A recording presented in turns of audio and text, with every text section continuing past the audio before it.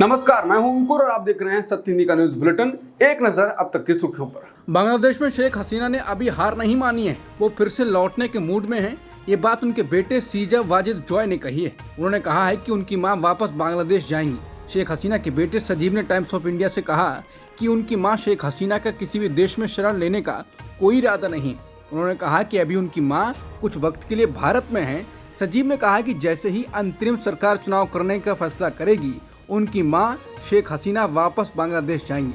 सजीव ने कहा कि मैं अपनी पार्टी और कार्यकर्ताओं को बचाने के लिए कुछ भी करूंगा।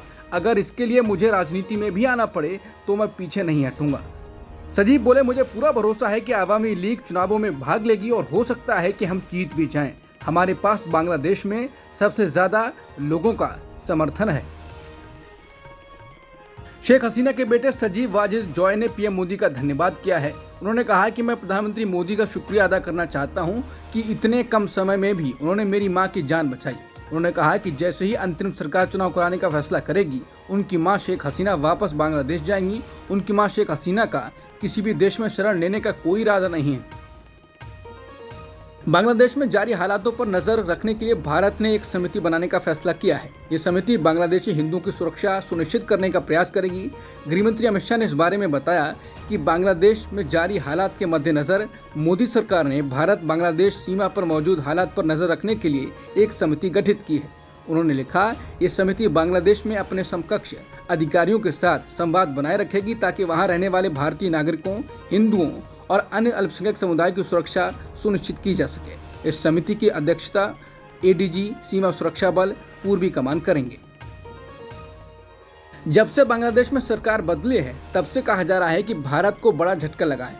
शेख हसीना भारत की भरोसेमंद दोस्त थी और अब जो सरकार आएगी वो भारत के साथ वैसे रिश्ते रख पाएगी, इस पर संशय है।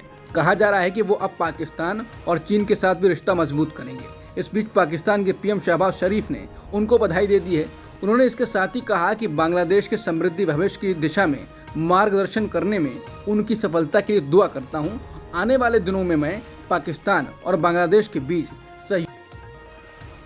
राहुल गांधी के साथ एक ही फोटो में आने से पीएम मोदी 10 साल से बचते रहे, लेकिन जब से राहुल गांधी नेता प्रतिपक्ष बने हैं, तब से पीएम मोदी के साथ बैठकों में राहुल गांधी भी मौजूद होते हैं। इसी क्रम में आज लोकसभा में संसद सत्र स्थगित होने के बाद अनौपचारिक बैठक में प्रधानमंत्री मोदी और लोकसभा में नेता प्रतिपक्ष राहुल गांधी ने एक दूसरे का अभिवादन किया। इस दौरान दोनों ही नेताओं ने गर्मजोशी से नमस्ते किया। इस दौरान राहुल गांधी ने केंद्रीय मंत्री राजनाथ सिंह से यूक्रेन के हालातों के बारे में पूछा, जिस पर रक्षा मंत्री ने कहा कि भारत इस पर कड़ी नजर रख रहा है। बता दें, लोकसभा सदन की कार्यवाही शुक्रवार को अनिश्चितकाल के लिए स्थगित कर दी गई है। पिछले महीने 22 जुलाई से शुरू हुए इस सत्र की कार्यवाही को 12 अगस्त तक चलना था, मगर इसका समापन शुक्रवार को ही कर दिया गया। उस दौरान लोकसभा स्पीकर ने सत्र के दौरान सदन की कार्यवाही के सुचारू संचालन में सहयोग करने के लिए प्रधानमंत्री, संसदीय कार्य मंत्रियों, नेता प्रतिपक्ष, विभिन्न दलों के नेताओं और सांसदों के प्रति आभार भी व्यक्त किया। पेरिस ओलंपिक में 2 पदक जीतकर देश का नाम रोशन करने वाली मनु भाकर ने आज संसद भवन के एलओपी कक्ष में लोकसभा में नेता प्रतिपक्ष और कांग्रेस सांसद राहुल गांधी से मुलाकात की। इस मौके पर उनके कोच जसपाल राणा और उनके माता पिता व परिवार के सदस्य वो मौजूद रहे। बता दें, इससे पहले मनु भाकर सोनिया गांधी, हरियाणा कांग्रेस में भूपेंद्र हुड्डा, दीपेंद्र हुड्डा उनसे मिल चुके हैं और आज राहुल गांधी से मिली और ज्योतिरादित्य सिंधिया से भी मिली। मुंबई के NG Acharya and DK Marathe college ने हिजाब पर जो बैन लगाया था, उस पर अब सुप्रीम कोर्ट ने रोक लगा दी है। सुप्रीम कोर्ट ने उस क्लॉज पर अंतरिम रोक लगा दी है जिसमें कहा गया है कि छात्रों को ऐसा ड्रेस पहनना होगा जिससे कोई धर्म उजागर ना होता हो, जैसे कि छात्र बुर्का, नकाब, हिजाब, टोपी, बैज और स्टॉल जैसी चीजें नहीं पहन सकते हैं। 26 जून को बॉम्बे हाईकोर्ट ने इस नियम को बरकरार रखते हुए कहा था कि ड्रेस कोड अभिव्यक्ति या धर्म के किसी भी मौलिक अधिकार का हनन नहीं करता है। हालांकि सुप्रीम कोर्ट ने इन नियमों के आधार पर ही सवाल खड़े कर दिए हैं। न्यायमूर्ति संजीव खन्ना ने पूछा कि किसी भी धर्म को उजागर न करने से आपका क्या मतलब है? नाम का भी एक धर्म होता है। अब इस मामले की अगली सुनवाई नवंबर में होगी। केंद्र सरकार ने वक्फ संशोधन अधिनियम बिल 2024 के लिए आज जेपीसी के सदस्यों के नामों का ऐलान कर दिया। समिति में कुल 31 सदस्यों को शामिल किया गया है। इसमें लोकसभा से 21 सदस्य और राज्यसभा से 10 सदस्यों को शामिल किया गया है। ये समिति अब वक्फ बिल पर मंथन करेगी और अगले संसद सत्र के पहले हफ्ते के आखिरी दिन तक सरकार को अपनी रिपोर्ट सौंपेगी। संयुक्त संसदीय समिति में जिन लोकसभा सदस्यों को शामिल किया गया है उनमें जगदम्बिका पाल, निशिकांत दुबे, अरुण भारती, तेजस्वी सूर्या, दिलीप सैकिया, गौरव गोगोई, इमरान मसूद, कृष्णा देवरायलू, मोहम्मद जावेद, कल्याण बनर्जी, ए राजा, दिलेश्वर कामैत, अरविंद सामत, नरेश मस्के और AIMIM सांसद असदुद्दीन ओवैसी शामिल हैं। वहीं राज्यसभा से डॉक्टर मेधा कुलकर्णी, मोहम्मद नदीम हक, गुलाम अली, डॉक्टर राधा मोहन अग्रवाल, नासिर हुसैन, विजय साई रेड्डी, M मोहम्मद अब्दुल्ला, संजय सिंह और डॉक्टर वीरेंद्र हेज का नाम शामिल है। जया बच्चन और राज्यसभा के सभापति जगदीप धनखड़ के बीच नाम को लेकर सदन में तीखी नोकझोंक हो गई। राज्यसभा सांसद जया बच्चन ने उपराष्ट्रपति पर अस्वीकार लहजे में बात करने और अनादर दिखाने का आरोप लगाया।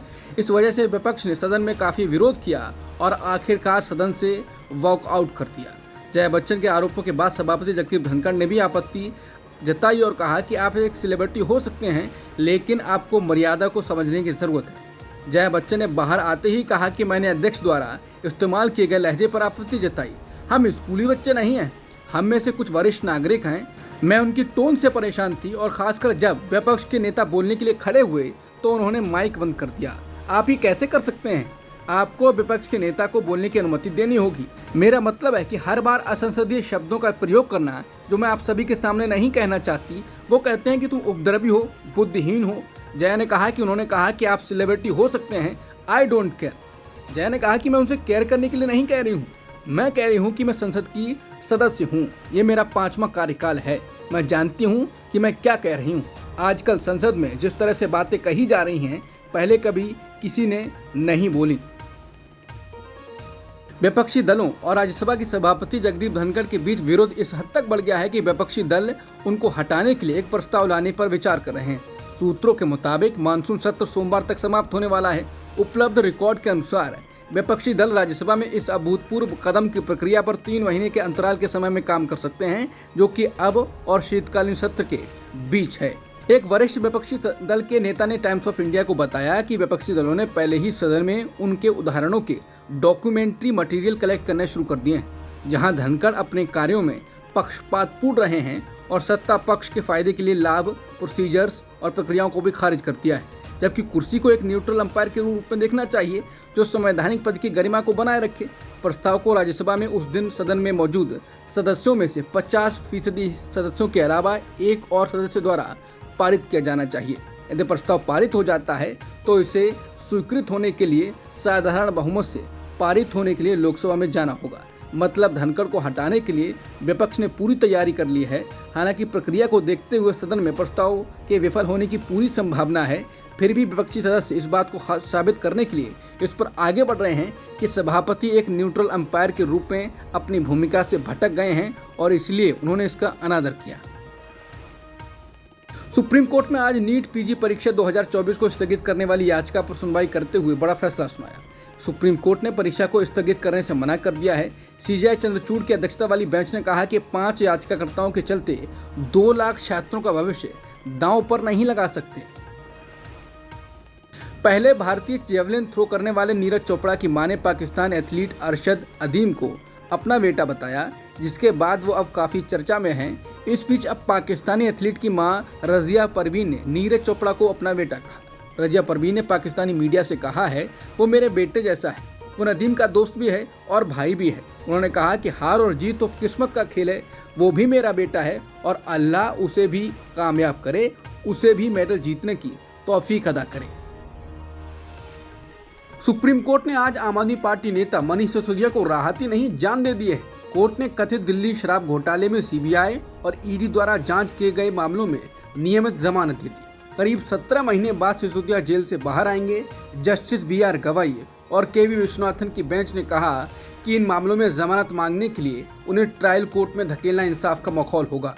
अदालत ने जांच एजेंसियों के रवैये की तीखी आलोचना की। सुप्रीम कोर्ट की बेंच ने कहा कि समय के भीतर मुकदमा पूरे होने की कोई दूर दूर तक संभावना नहीं है और मुकदमे को पूरा करने के उद्देश्य से उसे सलाखों के पीछे रखना अनुच्छेद 21 के उल्लंघन के अलावा कुछ नहीं होगा। समाज में सिसोदिया की जड़ें गहरी हैं और वो भाग नहीं सकते। सारे दस्तावेज जब्त किए जा चुके हैं, इसलिए सबूतों से छेड़छाड़ की कोई संभावना है ही नहीं। सुप्रीम कोर्ट ने सिसोदिया को जमानत देते वक्त हाई कोर्ट्स और बाकी अदालतों को पाठ भी पढ़ा दिया। शीर्ष अदालत ने कहा कि हाई कोर्ट और ट्रायल कोर्ट जमानत के मामले में सुरक्षित खेल खेल रहे हैं। सजा के मामले में जमानत से इनकार नहीं किया जा सकता। अब समय आ गया है कि अदालतों को यह एहसास हो कि जमानत एक नियम है और जेल एक अपवाद है। सुप्रीम कोर्ट ने कहा कि ऐसी आशंका बढ़ रही है कि व्यक्तिगत स्वतंत्रता से संबंधित मामलों में जिला अदालतों में अंकुश है। जिला अदालतों में जमानत नियम का महत्व कम हो रहा है और इस प्रवृत्ति का गहन मूल्यांकन करने की जरूरत है और सभी जिला जजों को बताना चाहिए कि ये ट्रेंड क्यों बढ़ रहा है। अदालत ने सिसोदिया की जमानत मंजूर करते हुए सांप सीढ़ी शब्द का इस्तेमाल किया। अदालत ने कहा कि आरोप पत्र दाखिल करने के बाद याचिका को फिर से दायर करने की स्वतंत्रता दी गई थी। अब सिसोदिया को निचली अदालत और फिर हाई कोर्ट में भेजना सांप और सीढ़ी का खेल खेलने जैसा होगा। ये इंसाफ का माहौल होगा और उन्हें पद से हटा दिया जाए। सुप्रीम कोर्ट ने कहा कि फिर से ट्रायल कोर्ट में प्रक्रियाओं को इंसाफ की रखेल नहीं बनाया जा सकता। सिसोदिया को जमानत मिलने पर आम आदमी पार्टी सांसद संजय सिंह ने कहा है कि सत्य की जीत हुई है। मैंने पहले ही कहा था कि इस मामले में कोई भी तथ्य सत्यता नहीं है। जबरन हमारे नेताओं को जेल में रखा गया। उन्होंने कहा कि सिसोदिया को 17 महीने जेल में रखा गया। क्या भारत के प्रधानमंत्री और बीजेपी उनके जीवन के इन 17 महीनों का हिसाब देंगे? संजय सिंह ने कहा कि सर्वोच्च न्यायालय को धन्यवाद कि लंबे इंतजार के बाद न्याय मिला। आम आदमी पार्टी और मनीष सिसोदिया के पक्ष में फैसला आया। दिल्ली का हर नागरिक इस फैसले से खुश है। उन्होंने आगे कहा कि हमारे मुखिया अरविंद केजरीवाल और सत्येंद्र जैन को अब भी जेल में रखा गया है। मैं उम्मीद करता हूं कि उन्हें जल्द न्याय मिलेगा। आज का फैसला केंद्र की तानाशाही पर जोरदार तमाचा है। मनीष सिसोदिया को जमानत दिए जाने के बाद सुप्रीम कोर्ट के फैसले पर बीजेपी की प्रतिक्रिया आई। बीजेपी के राष्ट्रीय महासचिव दुष्यंत कुमार गौतम ने कहा कि जमानत मिलने का मतलब बरी होना नहीं है। आज भी वो गुनहगार हैं। उन्होंने कहा कि इसकी सजा उन्हें मिलेगी।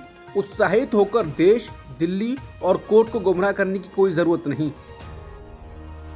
SC/ST कोटे के सब क्लासिफिकेशन के पक्ष में सुप्रीम कोर्ट के फैसले पर सियासी हलचल तेज हो रखी है। कुछ का कहना है कि मोदी सरकार बैसाखी पर है और इसलिए उसकी सुप्रीम कोर्ट के फैसले से मुसीबत बढ़ सकती है। इसी बीच SC/ST समुदायों से संबंधित लोकसभा और राज्यसभा के भाजपा सांसदों ने संसद भवन में पीएम मोदी से मुलाकात की। सांसदों ने संयुक्त रूप से ST/SC के लिए क्रीमी लेयर पर सुप्रीम कोर्ट की टिप्पणी को लेकर एक ज्ञापन सौंपा और मांग की कि इस फैसले को हमारे समाज में लागू नहीं किया जाना चाहिए। रिपोर्ट्स के मुताबिक पीएम ने उन्हें आश्वासन दिया कि वो इस मामले पर गौर करेंगे। बता दें, सुप्रीम कोर्ट के इस फैसले पर लोक जनशक्ति पार्टी, रामविलास के चिराग पासवान और रामदास अठावले ने भी विरोध किया। चिराग पासवान ने कहा था कि उनकी लोक जनशक्ति पार्टी रामविलास इस फैसले के खिलाफ अपील करेगी। एनडीए के दलों के द्वारा विरोध किए जाने के बाद ये सवाल उठ रहा है कि क्या SC का फैसला बदलने के लिए सरकार अध्यादेश लाएगी। ऐसा वो कर भी सकती है क्योंकि TDP, LJP जैसे दलों ने जैसे ही JPC में वक्फ को लेकर विधेयक को भेजने की बात कही, वैसे ही तुरंत सरकार ने ऐसा कर दिया क्योंकि वो उनको नाराज नहीं कर सकती। अब देखते हैं कि बैसाखी पर सरकार क्या फिर सरकार चलाने के लिए कुछ करेगी। लोकसभा में विपक्ष के नेता राहुल गांधी ने गुरुवार को मछुआरों के एक ग्रुप से संसद के रिसेप्शन वाले क्षेत्र में मुलाकात की और उनकी समस्याओं के बारे में जाना। हालांकि राहुल गांधी ने कहा कि उनके संसद कार्यालय में आने वाले लोगों को पास जारी नहीं किए गए हैं, इसलिए वो खुद रिसेप्शन तक आ गए। राहुल ने कहा कि एक बार फिर मुझसे मिलने वाले प्रतिनिधि मंडलों को संसद में प्रवेश करने से रोक दिया गया। लोगों की आवाज सुनी जानी चाहिए और विपक्ष के नेता के रूप में अपना कर्तव्य पूरा करने के लिए मुझे जो भी करना होगा वो करूंगा। भारतीय पहलवान विनेश फोगाट का मामला आज court of arbitration for sports यानी CAS में सुना जाएगा। इससे साफ हो जाएगा कि उनको सिल्वर मिलेगा या नहीं। उनके इस मामले को प्रसिद्ध भारतीय वकील हरीश साल्वे लड़ेंगे। उन्होंने बताया कि CAS में फोगाट का पक्ष रखने के लिए IOA की ओर से नियुक्त किया गया है।